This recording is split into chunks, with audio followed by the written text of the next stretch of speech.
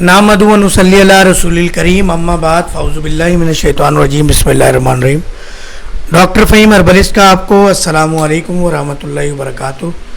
सबसे पहले तो आप सबका शुक्रिया कि जिन मरीज़ों को, जिन दोस्त अहबाब रिश्तेदारों को बीमारी का पता चला, आप लोगों ने तमाम सोशल मीडिया हमारे प्लेटफॉर्म उस पर कॉल्स पर या क्लिनिक आए, घर पर आए और मैं मुलाकात नहीं कर सका, तो आप लोगों ने पूछा, फ़िक्र की, दुआएं की, ढेरों सैकड़ों हज़ारों पैगामात आप लोगों के मौसूल हुए। तो आप सबका शुक्रिया। अल्लाह ताला ने नई ज़िंदगी दी और ये ज़िंदगी आप लोगों की दुआओं से ही है। यकीनन अल्लाह जी ने और काम लेना है कुछ ना कुछ, तो उसका शुक्रिया के साथ मैं डॉक्टर अब्दुल रशीद, इनका तारुफ भी लेंगे और इनकी पूरी हम बात ही शुगर के लिए आए थे और आज एक और मरीज़ को लेकर आएंगे। तो आज मैं पहली मर्तबा बीमारी के बाद 1 हफ़्ते बाद नीचे उतरा हूँ, तो हम डॉक्टर साहब से इंटरव्यू लेते हैं। और क्योंकि हमने नाम आराम वाले लोग तो हैं नहीं, तो आज से अपनी वर्किंग ऑन चेयर स्टार्ट कर दी है।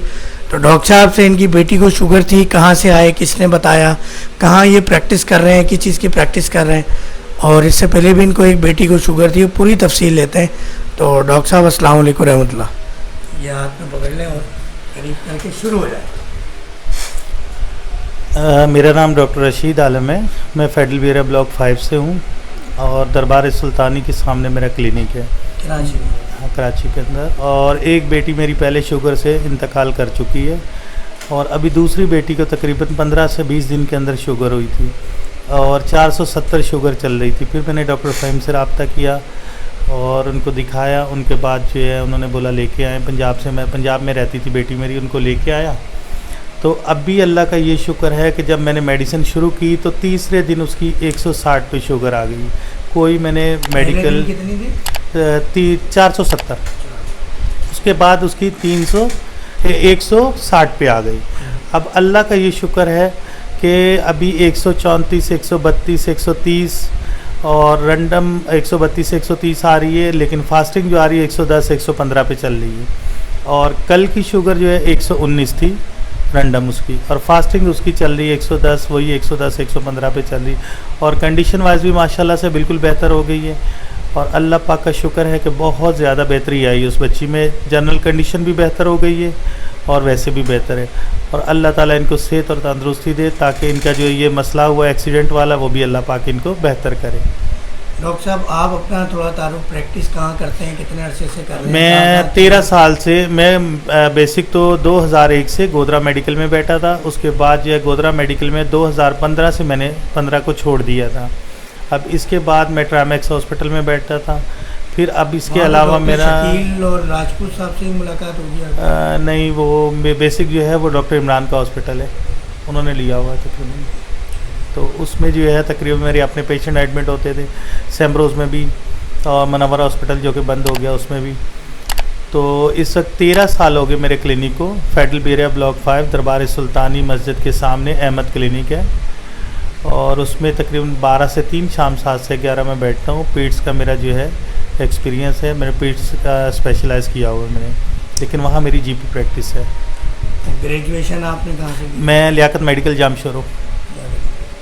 डायबिटिक के बारे में आप क्या जानते हैं? एक जनरल बात हो डायबिटीज़ के हवाले से, तो आप क्या कहते हैं डायबिटीज़ के हवाले से कि उसमें पेशेंट किन किन चीज़ों में सफ़र करता है?